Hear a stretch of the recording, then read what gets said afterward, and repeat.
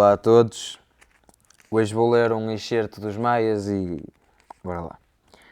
Uma sombria tarde de dezembro, de grande chuva, Afonso da Maia estava no seu escritório lendo, quando a porta se abriu violentamente e, alçando os olhos do livro, viu Pedro diante de si. Vinha todo enlameado, desalinhado, e na sua face lívida, sob os castelos revoltos, luzia um olhar de loucura. O velho ergueu-se aterrado, e Pedro, sem uma palavra, atirou-se aos braços do pai. Rompeu a chorar perdidamente. Pedro, que sucedeu, filho? Maria morrera, talvez. Uma alegria cruel invadiu-o. A ideia do filho livre para sempre dos Monfortes, voltando-lhe, trazendo à sua solidão os dois netos, toda uma descendência para amar. E repetia, trêmulo também, desprendendo-o de si com grande amor. Sossega, filho. Que foi? Pedro então caiu para o canapé, como cai um corpo morto. E levantando para um pai um rosto devastado, envelhecido, disse, palavra a palavra, numa voz surda: Estive fora de Lisboa 2 dias. Voltei esta manhã. A Maria tinha fugido de casa com a pequena. Partiu com um homem, um italiano. E aqui estou. Afonso da Maia ficou diante do filho, quedo, mudo, como uma figura de pedra. E a sua bela face, onde todo o sangue subira, enchia-se, pouco a pouco, de uma grande cólera.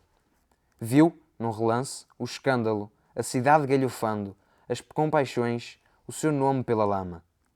E era aquele filho que, desprezando a sua autoridade, ligando-se a essa criatura, estragara o sangue da raça.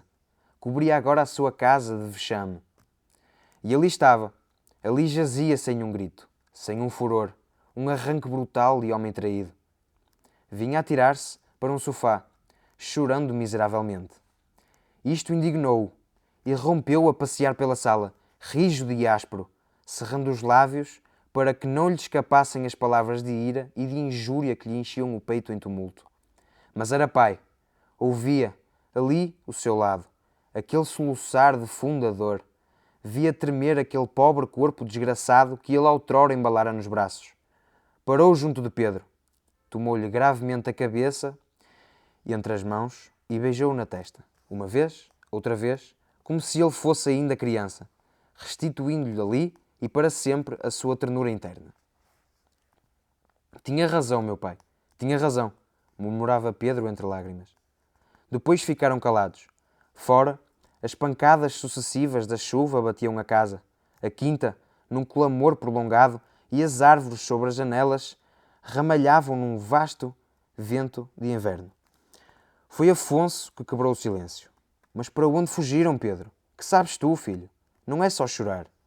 Não sei nada, respondeu Pedro num longo esforço. Sei que fugiu. Eu saí de Lisboa na segunda-feira. Nessa mesma noite, ela partiu de casa numa carruagem, com uma maleta, o cofre das joias, uma criada italiana que tinha agora, e a pequena. Disse à governanta e à ama do pequeno que ia ter comigo.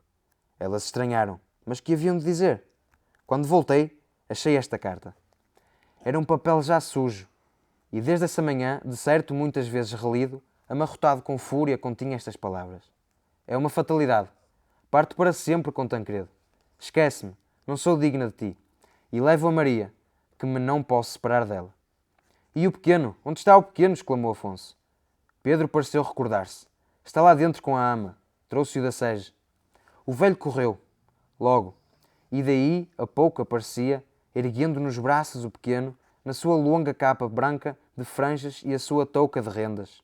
Era gordo, de olhos muito negros, com uma adorável bochecha fresca e cor-de-rosa. Todo ele ria, grulhando, agitando o seu guizo de prata. A ama não passou da porta, tristonha, com os olhos no tapete e uma trouxazinha na mão. Afonso sentou-se lentamente na sua poltrona e acomodou o neto no colo. Os olhos enchiam-se-lhe de uma bela luz de ternura. Parecia esquecer a agonia do filho, a vergonha doméstica. Agora só havia ali aquela facezinha tenra que se lhe babava nos braços. Como se chama ele? Carlos Eduardo, murmurou a ama. Carlos Eduardo, hein? Ficou a olhá-lo muito tempo, como procurando nele os sinais da sua raça. Depois tomou-lhe na sua as duas mãozinhas vermelhas que não largavam o guizo. E muito grave, como se a criança o percebesse, disse-lhe: Olha bem para mim. Eu sou o avô. É necessário amar o avô. E aquela voz forte, o pequeno, com efeito, abriu os seus lindos olhos para ele, sérios de repente, muito fixos, sem medo das barbas grisalhas. Depois rompeu a pular-lhe nos braços, desprendeu a mãozinha e martelou-lhe furiosamente a cabeça com o guizo. Toda a face do velho sorria àquela viçosa alegria.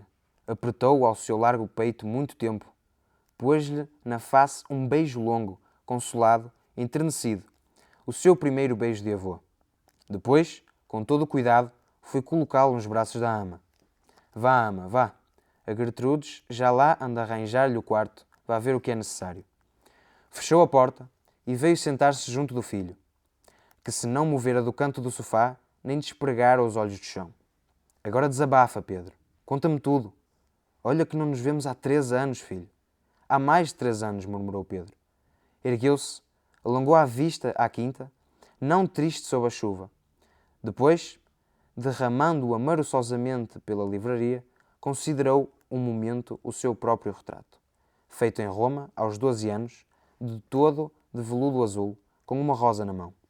E repetia, ainda amargamente: tinha razão, meu pai, tinha razão.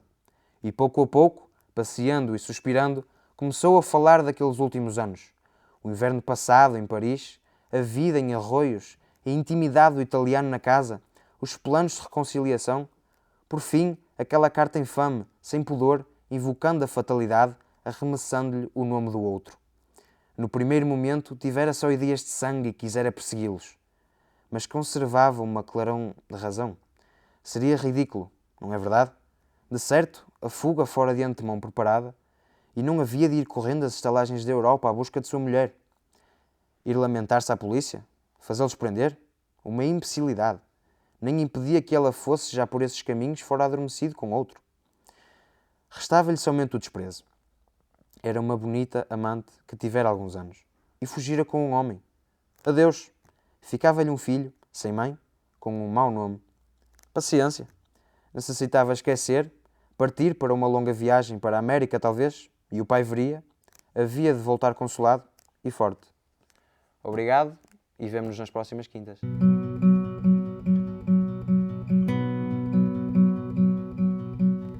Deck the halls with boughs of holly. 'Tis the season to be jolly.